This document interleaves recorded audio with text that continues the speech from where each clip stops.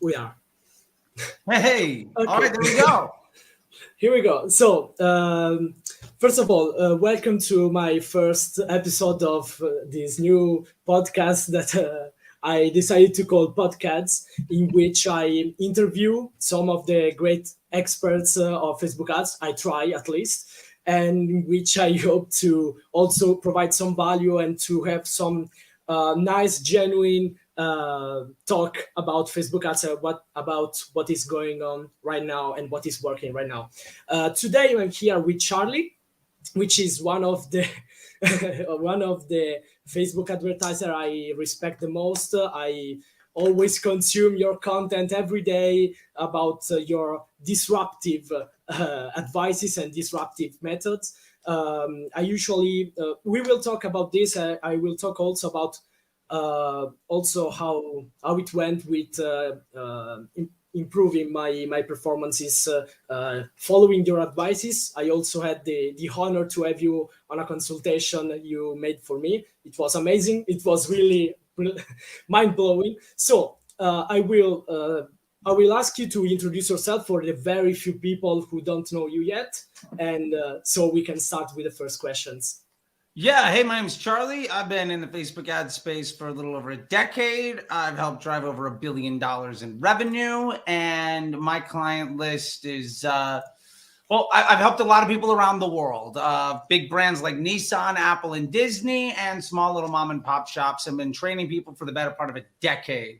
And yeah, a lot of people think of what I have to say as fairly disruptive, and I think that's because I come from a understanding of how Facebook works, not an inference on what people think it does. And I prioritize business results rather than the marketer ego, which basically means most people disagree with what I have to do because they were poorly trained by somebody that doesn't know how Facebook works. And I'm here to help solve that as much as I can, because my biggest objective is more success and less stress, because honestly, we all deserve it.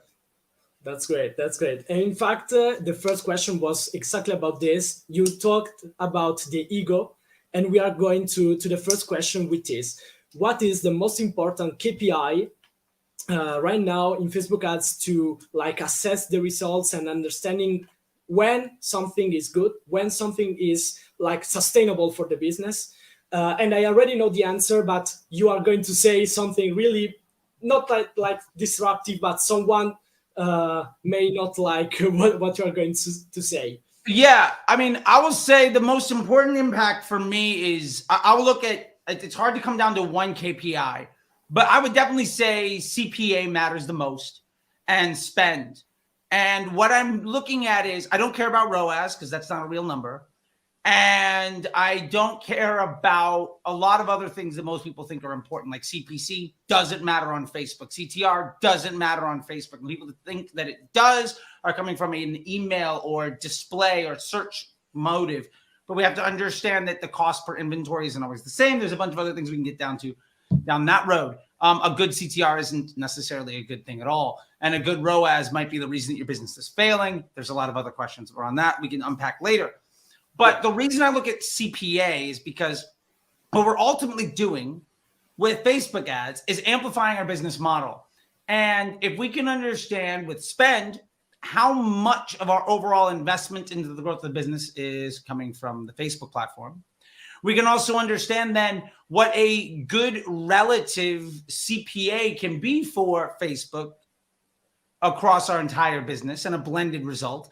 And ultimately what that looks like in our business might not be what Facebook says inside the dashboard, but that's okay. It's software. If it's wrong by roughly the same amount all the time. So we can come up with a target CPA for the platform that meets our business objectives. And as long as we're doing better than that blended CPA and we are below our target, we can make the decision to invest more in our growth because we have inefficiency at scale that we are not taking opportunistic advantage of. So yeah, I guess very shortly, probably spend and CPA, but understanding that attribution is sort of nonsense, but every platform has its own target. So we can go from that. Yeah. And in fact, that comes the second question, which is try to explain better what is like the spend and why you look at spend, because I see there's a lot of confusion over there. I also had some like hard times understanding why spend and why spend matters that much. But I think I know the answer. But please tell me, what is your vision about that? Yeah. So when one of the reasons we're looking at spend more than anything is because it lets us know spend is money out, revenue is money in. Yeah. Ultimately, based on our costs and our revenue, we have a certain amount of resources we can invest in the growth of the business or in the sustainability of our business model. So there's only so much money we can spend. Now, very rarely is Facebook the only place we're getting traffic. Yeah. Most people have email going or Google search or something along those lines. And you should have a robust omni-channel environment. Even if it's not that complicated, and not complicated is probably a good thing. But what helps us understand spend is great because it says, what is the contribution to my bottom line from this channel? Now, we know a fella that runs an agency that talks a lot about contribution margin. I'm not talking about that because that's not a legitimate metric in the way that he's measuring it. That's just the next du jour thing that he's trying to cook up, at least in my opinion. What I'm talking about contribution is, if I'm looking at the overall volume of conversions coming to my business, and what my spend is. Let's say I'm spending, for the purpose of this conversation, $100 a day, or €1,000 a day, or 50,000, whatever it happens to be. If I increase my spend, does my revenue go up on a projectable basis greater than the volume of spend that I've added? And now maybe that doesn't happen on day one. Maybe it happens on day 5 or day 15 or day 30, but can I project what that looks like? And ultimately, that is far more important to me than the revenue that I get from any channel, like the ROAS. Because what I'm doing is saying, can I make a sustainable, simple business and then amplify the volume of it? And spend is the only way that we can really do that, because spend is really the only thing that we can control. Yeah. And I'm only interested in looking at metrics that I can measure and control. If I can't control an action, I'm not going to measure and try to improve it, because ultimately that's not something that I have the ability to influence. And if I can't influence and I can't control it, it's a waste of my time to try to use that as a barometer of success or as a foundation for a strategy to make the business better. Yeah, definitely. And also, I think that when you say that spend is a great metric to measure and to look at, I suppose you also mean which creative into our ad sets or into our structure gets the most spend, because Sure. Because Facebook has like the objective to provide you more revenue, as much revenue as possible. And so the ad that has the most spend doesn't necessarily mean that it is providing you the lowest CPA, but maybe the highest AOV, maybe the most profitable clients in the future. And here comes your metric PSM that I think you are going to mention. Sure. I mean, I'll say this, that contribution or I look at it as an investment portfolio. And where are we spending the most money? And that can be by platform, or it can be by ads within our like control campaign. Yeah. You should have a very clear idea of, if this ad gets more money, what's going to happen in my business. Yeah. And sometimes the ad that gets the most spend doesn't have the best results. In fact, one of the things I hear people complain about all the time is, why do my bad ads get so much spend? My business is doing great. If my good ads could get spent, I'd be doing better. And the honest truth is, maybe the reason your business is doing well is because your bad ads are getting spent, and that's what's driving the success of your good ads with a great CPA that Facebook's using as a retargeting ad, or your search or your email or your organic traffic and CRM, the good ads are not sustainable because they rely on the attention that you've bought from some other ad. And sometimes your bad ads that get all the budget are the reason that your more efficient marketing channels have so much opportunity. And when you're talking about PSM, this is the metric this is the like golden ratio of growth. That is the lifetime value of a customer journey divided by the sum of the CPA and COGS for that customer. So how many times does somebody buy? What does it cost to produce those products? What does it cost to make a sale? And a lot of people will say, well, I don't know how much it costs to make a second sale or a third sale and all this stuff. Well, I say that doesn't matter. If I know the average customer buys 2.1 times and my blended CPA as a business is 40 euro, well, then I know on average, my overall CPA for that customer is 84 because it's 2.1 times my blended CPA. And I can't control if they're going to come back and buy again, but I know the average volume of transactions per customer. And I know how much the average transaction costs me. And ultimately what we're doing with ads is we are buying future cash flow at a profit we are buying revenue. With our ads, what we're really doing is buying attention to monetize. So you have to look at it as what is the lifetime value of a customer? How many purchases do they make? And how much does it cost for me to fulfill and deliver those conversions? And when you look at it like that, all of a sudden you get rid of silly things like ROAS or NCPA or any of these other things because they don't matter. What we're doing is saying, how does the average customer behave? If I know I can make money, how do I get more of those average customers? How much more money could I spend to acquire more of those customers? And if I start to look at it like that, now I'm looking at real business metrics instead of how much credit for everybody else's work can I take as a Facebook media buyer by making my ROAS look as good as possible because I'm taking credit for sales that other departments are also taking credit for. And I think that's the real difference between an ego-based marketer and somebody who is on your team to help grow your business. Yeah, definitely. And here, I think that it comes down to two questions, which are, the first one is, you are saying correctly that ROAS is like an ego metric, and that there are also many other channels that like contribute to acquisition of the new customers.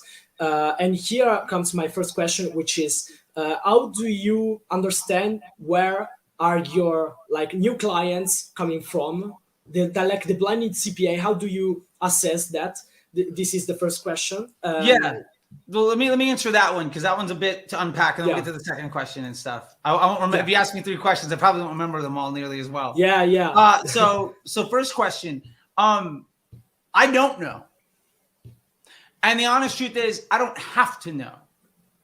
What I have to do is say, what is each tool in my toolbox doing? And then how do I take best advantage of what they do well? So I don't necessarily know if my Google search is driving me new customers or returning ones. I don't necessarily know if my email is all net new or returning. Now I can look in Klaviyo or SendLane and look to understand where that person's journey is. But if I try to control for that, what I'm ultimately doing is saying, I have a business that works. Now what I want to do is change how it works and expect that to be net positive. Instead of say, I have a business that works, how do I get a higher volume of transactions inside of my business? And my point to that is,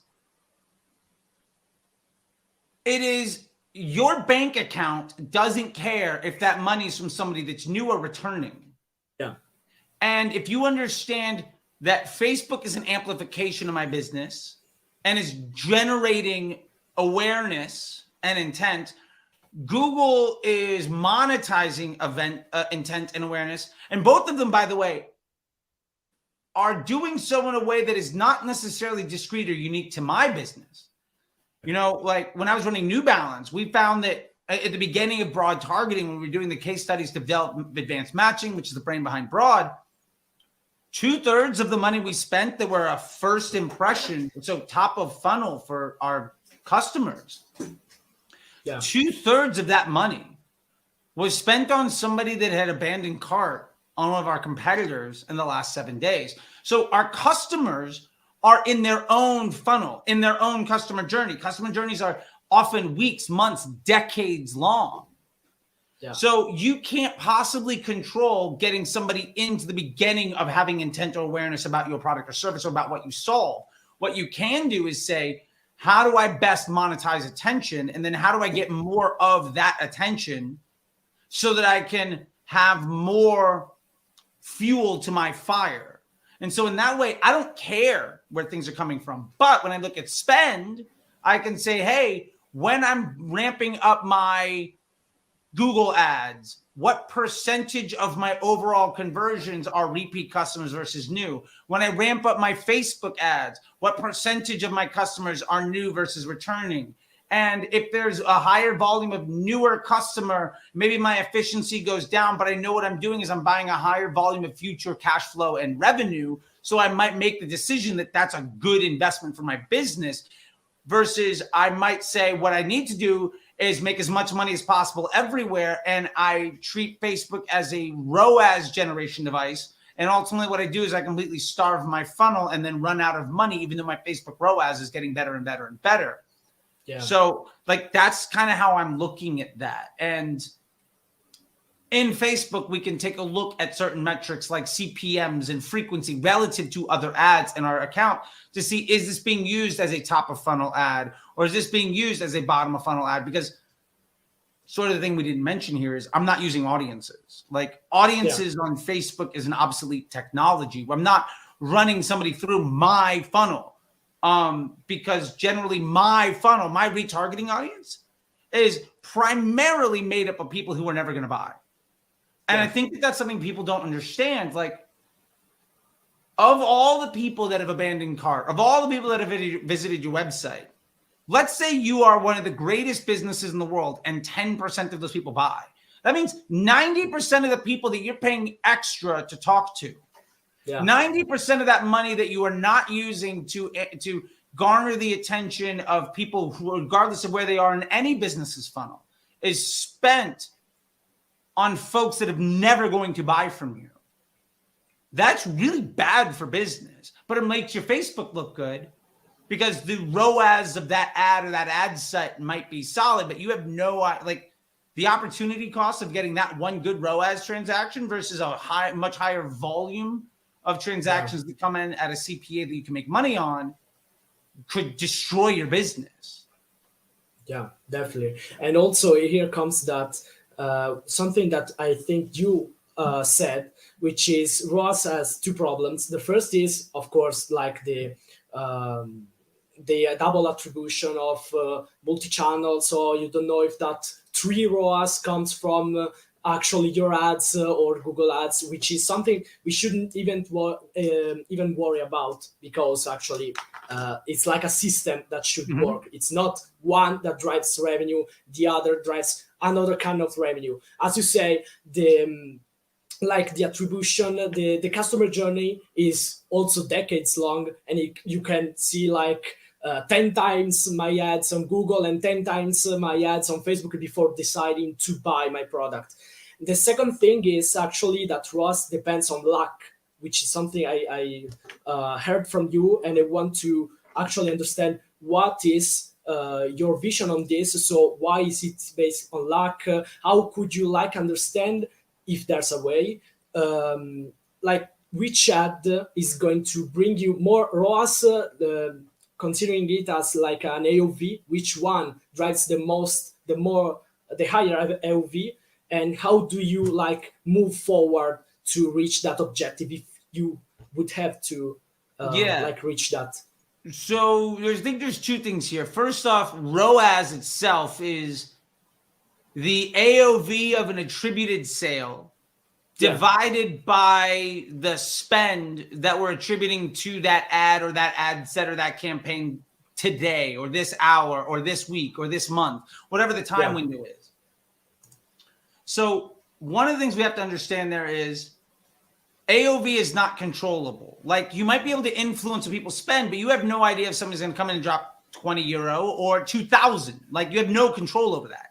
Yeah, and exactly. you can influence it. Like, you can run a sale, or you can try to put upsells and all that stuff. And there is an average, but that average is blended over the entire business for all transactions. And you can start to compartmentalize it and get into these smaller and smaller pieces of data that are less and less actionable to really get you the number that you're looking for. But then you're designing a report to give you data that you want, instead of looking at the business metrics to understand what the average customer does.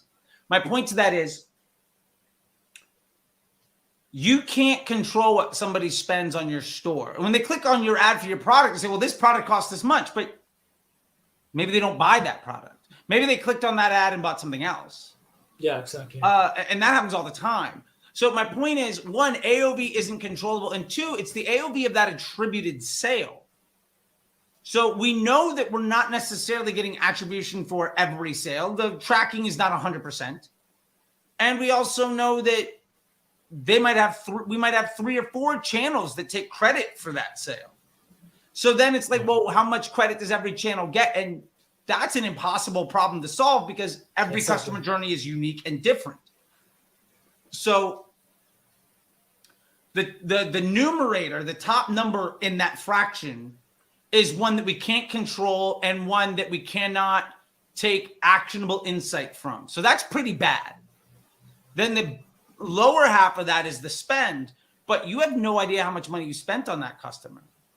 Yeah, like exactly. You could say, oh, well, today I spent 30 euro and got the average sale cost me 30 euro. Sure.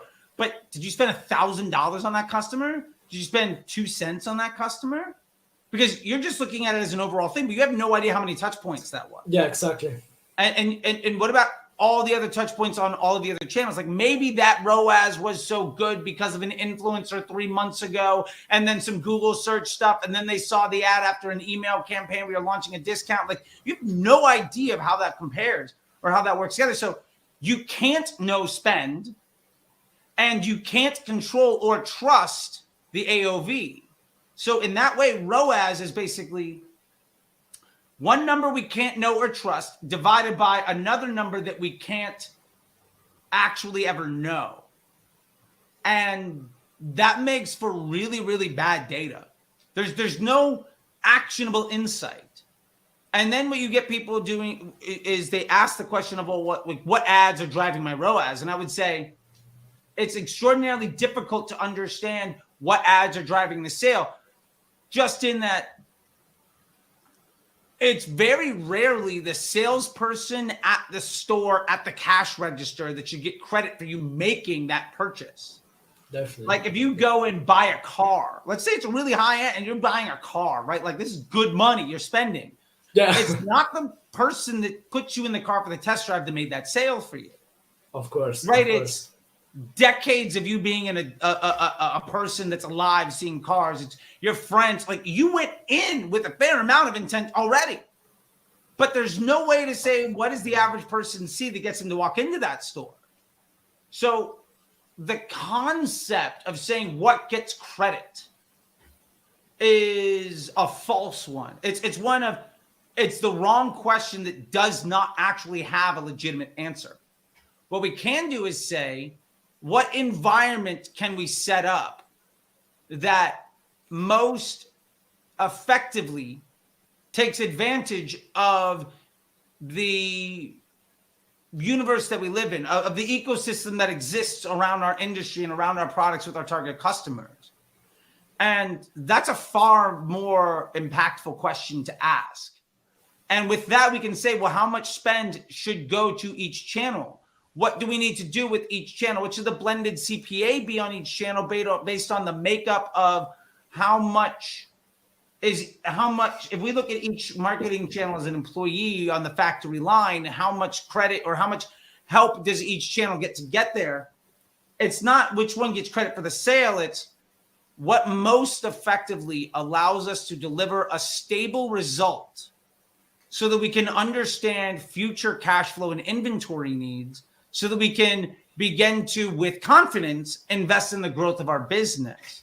Yeah. And sadly, that's a conversation that I think less than 5 people out of 100 are having when it comes to launching their Facebook ads, which is why 90% of agencies fail 90% of their clients.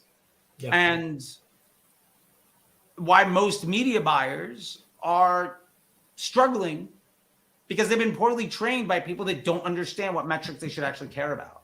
And so that's the way I look at it is as a business development person, as an investment banker, how do we best set up a structure that will most confidently deliver us stable unit economics on the acquisition and monetization of attention? Now, that's a lot of syllables, but those are the questions that you should be asking yourself, right? And your job is not to get the best result. Your job is to get the most stable result and then improve upon it.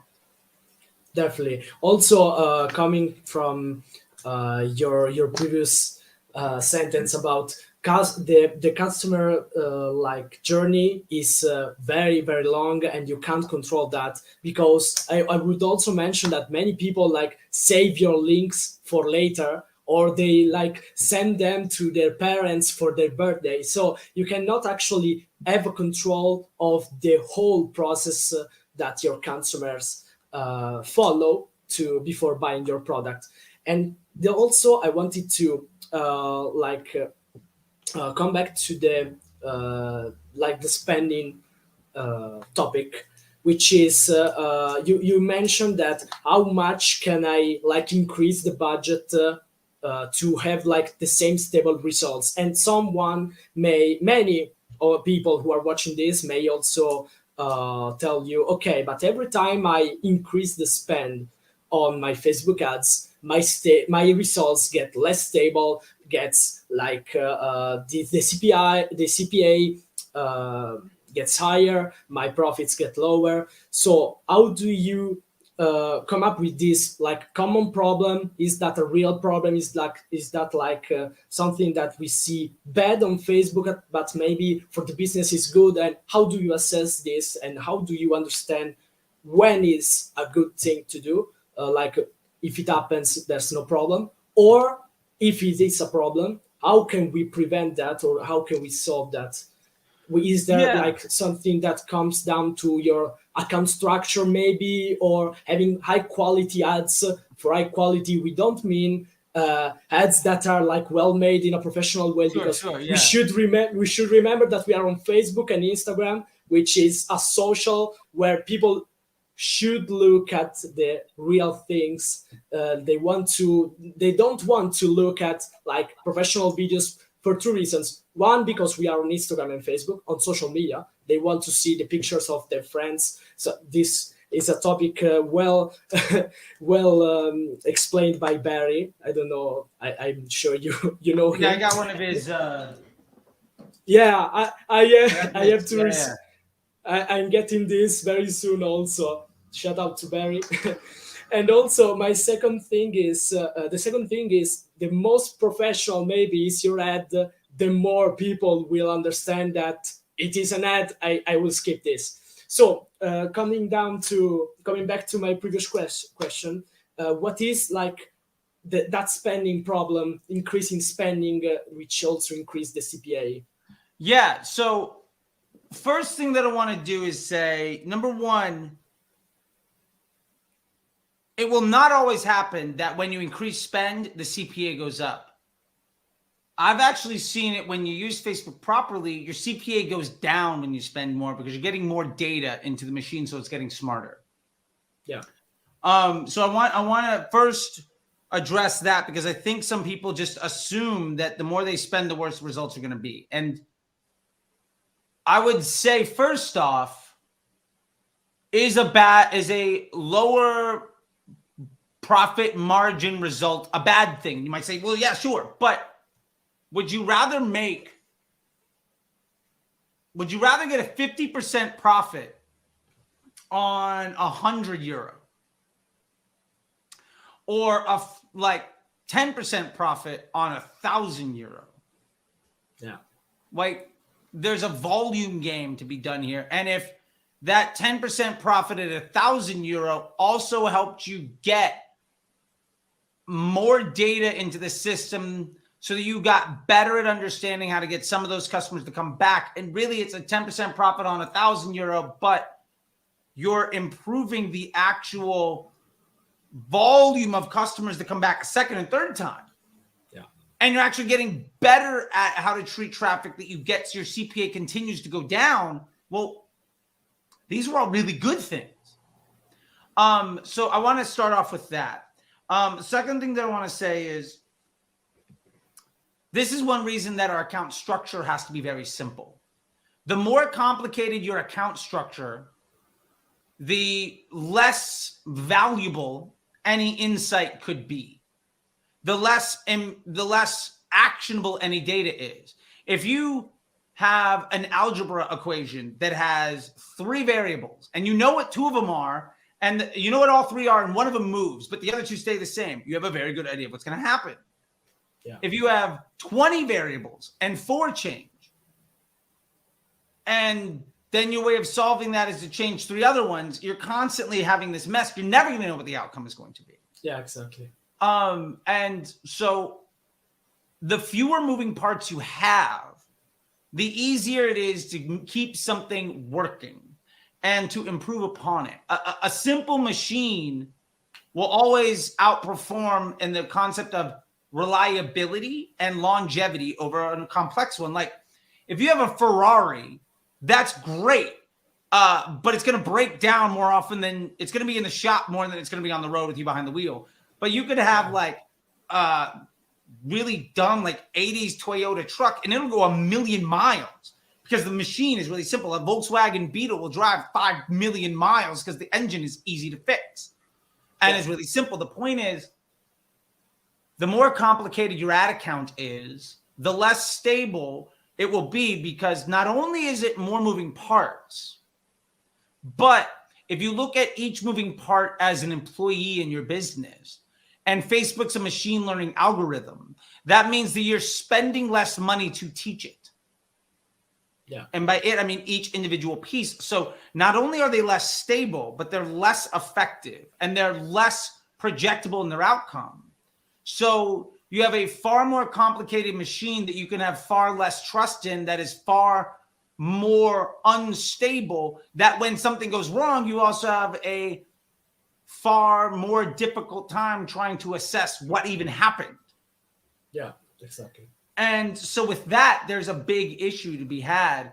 And so ultimately, to get back to the last part of increasing budgets and things breaking down, even if you have a really simple ad account, yeah, and you've got like one campaign with one winning ad set and maybe 1 or 2 DCTs against it, if you're not looking at how Facebook is using those ads, you can identify by going into frequency and CPMs and all of that stuff relative to understand how Facebook is using this ad in the funnel, in your funnel.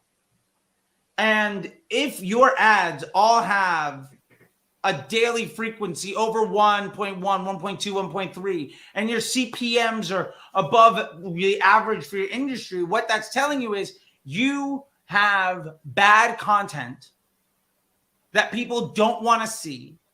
And the only good results you're getting are by Facebook showing that to people that are mid or bottom funnel in their own journey. Mm-hmm. And that's ultimately not a scalable thing, because the more money you spend, the more Facebook users you present with bad experiences, ultimately means that you're going to see your average cost of advertising go up, because you're creating harm for Facebook's business objectives. So you're a bad business partner. And you're trying to leverage ads that Facebook is using as a mid-funnel, even if you think it's prospecting. And they're going to be people that have a better user experience and more engaging content than you to try to accomplish the same business objective. So you're ultimately saying, I have a machine that where I disrespect my business partner and I don't care about the end user, and I'm making a little bit of money. So what I'm going to do is I'm going to invest all my profit into forcing more bad experiences and amplifying the level of disrespect that I have for my business partners, and then be shocked when your overall unit economics get worse. And These things are infinitely more important than cost caps or lookalikes or retargeting audiences or testing 1,000 ads, because all of those things are amplifying the problem. They're not simplifying the solution. And ultimately, that is why most of the people that teach complicated ad accounts, most of the people that preach retargeting and cost caps and lookalikes and Advantage Plus and selling a bunch of things are also the ones saying that advertising has got more expensive every year. Yeah. And it's because what they understand about Facebook is an inference on the data that they see, which is fair. That's understandable. But it's not actual known knowledge of how the system works. It's just how they're perceiving the ramifications of them doing a bad job and then extrapolating that out as this is what everybody should expect. And my pushback is that's what you should expect if you continue to do a bad job. And so there's a bit of a change there that I'd love for people to think about is instead of trying to spend as much money on Facebook to get the best ROAS as you can, start to think about how can I do a better job at earning the right type of attention in a way that is stable and improves over time, so that if I do nothing, Facebook just gets better. And the better it gets, the larger my margin is on the average customer journey, meaning the more money I can spend to acquire any customer, meaning the higher my budgets can be. That's how you scale a business versus trying to hockey stick a brand and then it failing in 3 months and then them going to another agency that will also fail over and over and over again. Definitely. Love it. Okay, so that comes also to what you're saying about like having a simple structure that gets the most data in less like places possible in order to improve the machine learning. What is your account structure? I already know the answer. Maybe not everyone watching this or hearing this is aware of what is the ideal structure, which doesn't exist. The ideal structure doesn't exist. I see you are having a lot of success with your structure, and to like give some more context, I tried your structure. It works better on accounts spending more than, like, from my experience, 300 200 euros per day. So where you can actually teach the algorithm to get more data at a large scale, so with that much budget.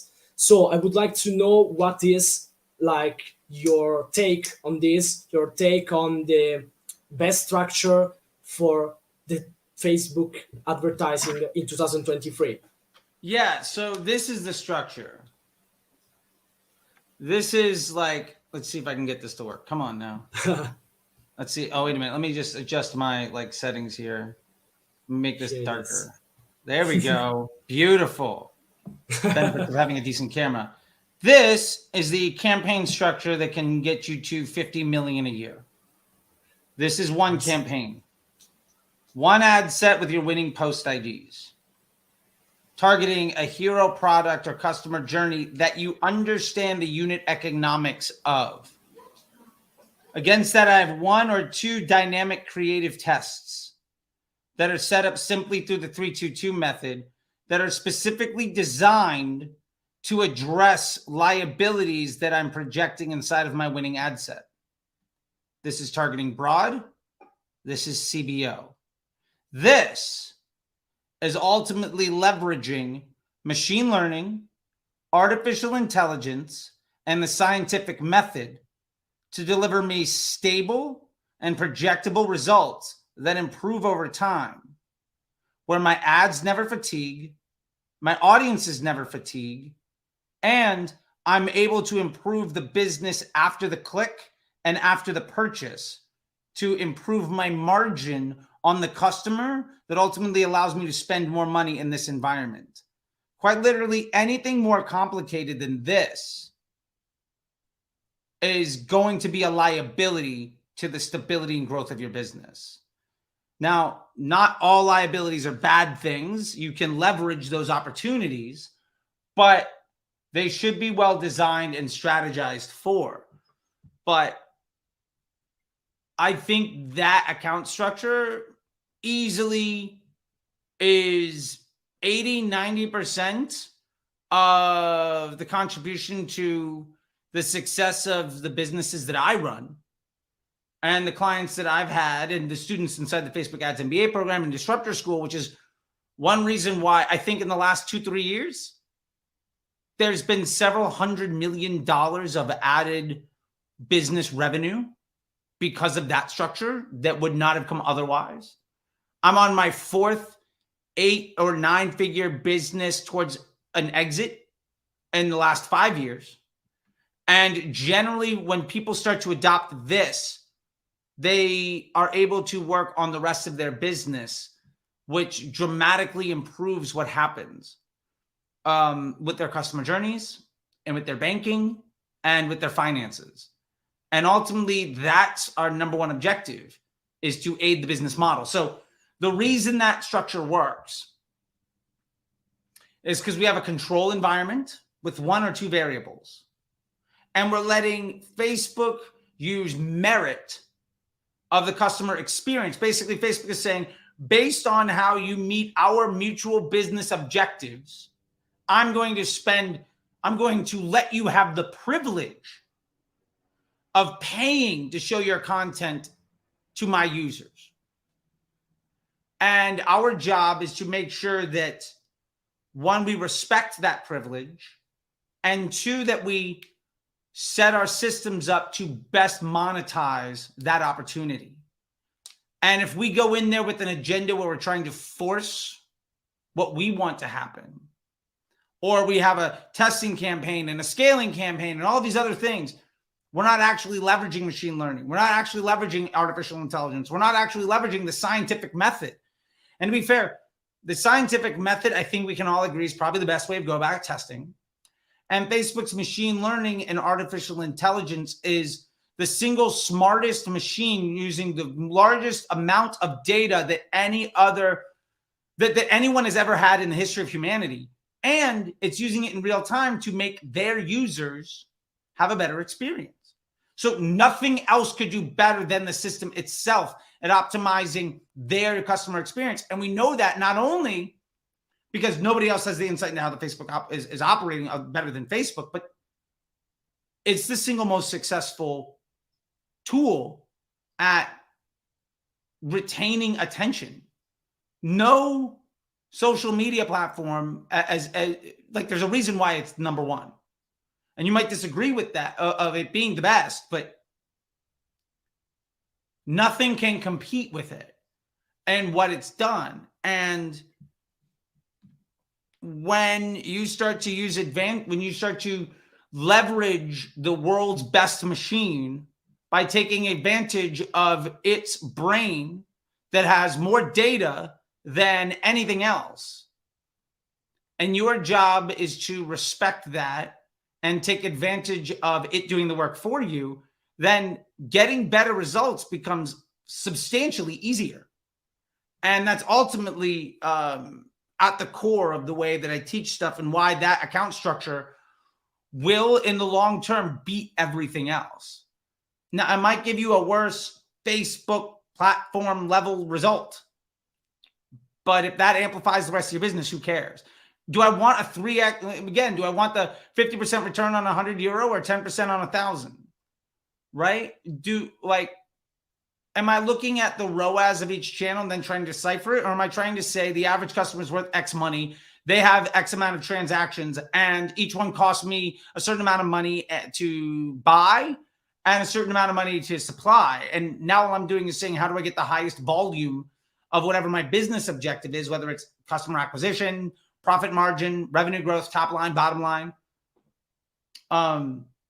These are the things that we should actually be caring about. And that account structure gives you the most amount of control over delivering the most stable result. So you can spend your time working on the business instead of in the business. And that's the secret weapon for anybody that's truly built anything larger than the immediate opportunity they have in front of them. Love it, love it. And also, here comes my question about this. When is the right time to move like your winners in the DCTs to the like post IDs winners ad set? What is your process with that? Because I suppose that you will have also great results on the testing because of course Facebook is designed to that and you design that campaign structure to get most results also on the testing. But when is the right time to like move the winners to that winner ad set without like wasting the machine learning which has like learned what is the best combination for you in that ad set? Yeah, I think simply put, when you need to. I think there's this dramatic, and I would say very widespread and dramatically like just wrong thinking that a creative test exists to give you a winning ad. A creative test exists. I would like to challenge that. I would say a creative test job is to improve the suite of assets, the investment opportunities that Facebook can make on your behalf to use your content to give users a better experience. And when that improves your market efficiencies, you should invest more into that opportunity. That means that if your creative test is successful and you have a better blended CPA across your business, spend more on that campaign, on the one campaign of your winners in your dynamic creative test, until you've maximized the efficiency of Facebook. And then you've also gone to Google and and Bing and optimize your opportunities on search. And you've done landing page testing to optimize the opportunity of the traffic you bought. Until you've literally done everything you can to make your business more efficient, your creative test isn't over. It's not just to define a winning ad. It's to say, how much more volume can my business handle? How much more opportunity can I create for my money-making machine with having this as an option in my environment? So with that being said, I've had creative tests that have run for weeks or months. And the reason I end them is that ultimately I've hit a law of diminishing returns of how much more efficient I can get. And at that point, I've decided the best thing for my business is to try to solve another problem inside of my control environment by identifying another issue. Is what my control ad set that's targeting broad, does it have too many retargeting ads? Has one of my mid-funnel ads gotten worse? And is my prospecting too high funnel? Like what do I need to do to solve that problem? I'm not necessarily going to be right, but that's why we've got, multiple tests going, 1 or 2 tests, so that we can directly try to address that problem. And if we think of it like that, then all we're doing is isolating individual variables within a control environment and investing in improving those things, letting Facebook choose where to spend based on what's best for their business objectives. And when their business objectives matches our own, then we are going to have much greater opportunities for scale and stability. And like I said, I think in my experience, out of a room full of 100, I'm the only one talking like that.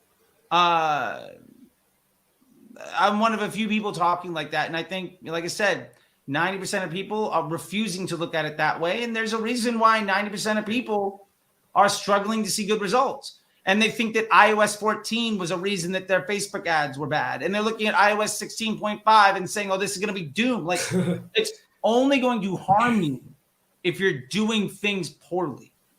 If you're doing things properly, the identification of the harm being done by others where they will have to pull back is only going to give you even more market opportunity to get even better. So I think these struggles that most people identify is actually an opportunity for the people that do the job well to get even better. And Yeah, I look definitely. forward to those challenges because ultimately I'm aligning my business objectives as a media buyer, as a Facebook advertiser, Yeah, with putting Facebook's business needs first and then making sure that their business needs being met ultimately meets my own. And when we are simpatico, success is extraordinarily difficult to not achieve. yeah, definitely. Also, I have like the last two questions because we are going over an hour Okay, of fair enough. Fair podcast. enough. I'll try to keep these shorter. No, you are providing so much value, so I thank you in advance before we end the call. We end this live. You are being really helpful. I think that more people are getting like valuable tips to like improve their Facebook ads and seeing it like the right way for how it is designed for these years. With of course also iOS 14 also helped this at Facebook design a better machine which leverage on like the internal data that Facebook can collect to make your targeting better with broad audiences. So to come up with this, I'm asking you. This is more of a curiosity. How do you decide like to test in the DCTs? Are you like using maybe testing concepts on the same ad set, or are you testing maybe a psychological angle as Sarah teaches us, or what is the like the thing the criterion in which you are testing in these Yeah, DCTs? I look at concepts. I very much agree with Sarah, Sarah Levinger. Yeah, And she's a professor, by the way, in Disruptor School. You can get some of her master classes in Disruptor School, and she's got another one coming very shortly. So check that out at disruptorschool.com. Check out it's Sarah's my thing there. wish list. It's on Yeah, my yeah. wish list. So concepts work because you have to remember that when you run Facebook ads, what you're doing is buying attention. You're not buying results. So you have to make sure the concepts, the design of your ad should be built to acquire the right type of attention. The way that you've been taught to think about targeting with audiences is the way that you should be thinking about the ads that you design. And ultimately, what type of ads that I want to run is based on looking at my control environment, that winner's ad set, and identifying which part of that mix in that portfolio, which player on the team do I want to try to improve? And that will be the most impactful way of moving the business forward. That's great. That's great. Okay, and also the last question, which also comes down to what is your structure. So you like have this campaign, which basically you touch the less possible in order to help Facebook get results. And what would you like answer to all those people or like business owners who hire Facebook advertiser who like the ideal way of working is letting Facebook machine learning do the job, that are saying like, okay, I'm a business owner, you set up this campaign, you don't touch it like for months, weeks, why should I keep paying you? Maybe I'm the only one making this like kind of questions. Yeah, no, I think it's a great question. And the honest truth is, your job is to keep the operation so simple that it doesn't require a lot of attention and maintenance.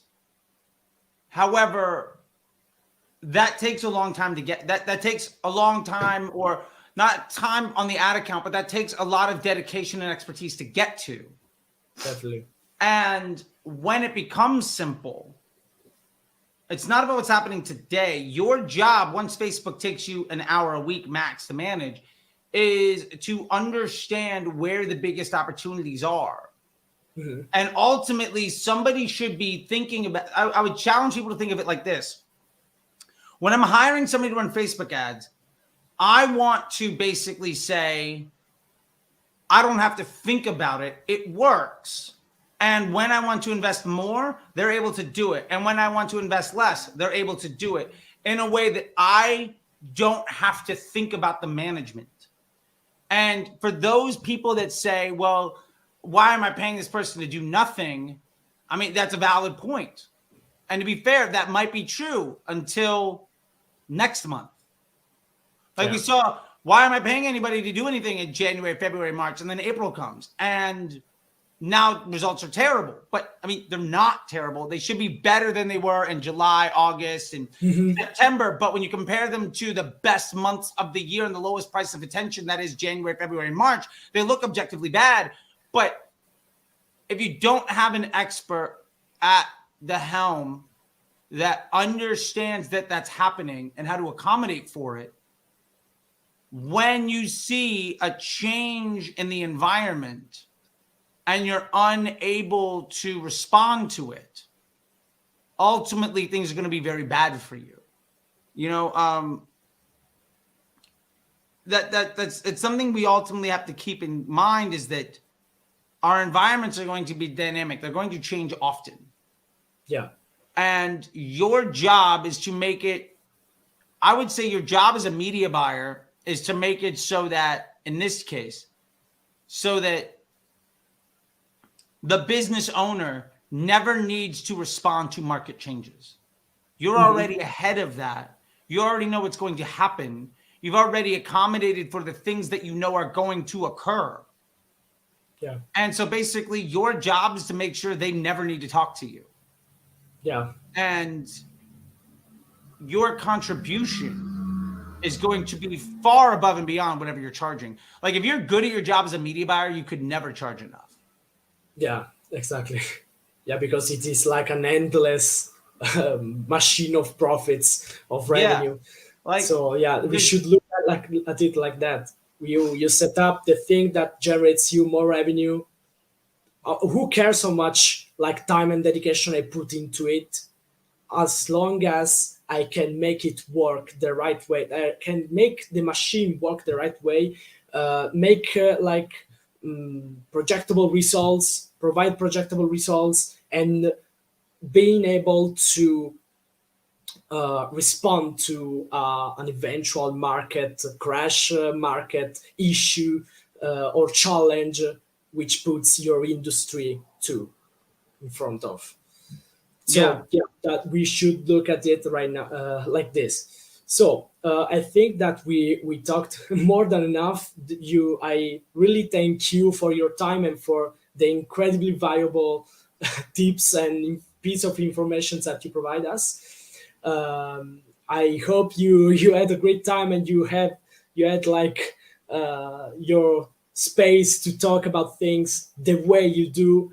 It was a pleasure to hear you, and I hope to stay in touch with you, and I hope people will enjoy this first episode of podcasts, which is going to have some new interesting episodes very soon.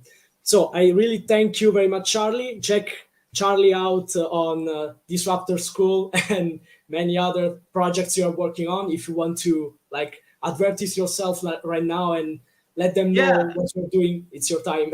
I mean, my handle is right here. It's at CT the Disruptor. It's also at Disruptor School, but go to disruptorschool.com if you want to learn more from me. Or you can type at CT the Disruptor into your preferred search engine of choice, and you will find me on literally every social media platform. And please ask questions and let me know how I can help. That's what I'm here for. I think there are a lot of people that define their value and success by their bank account and their title, and ignore the massive volume of harm that their work has caused others.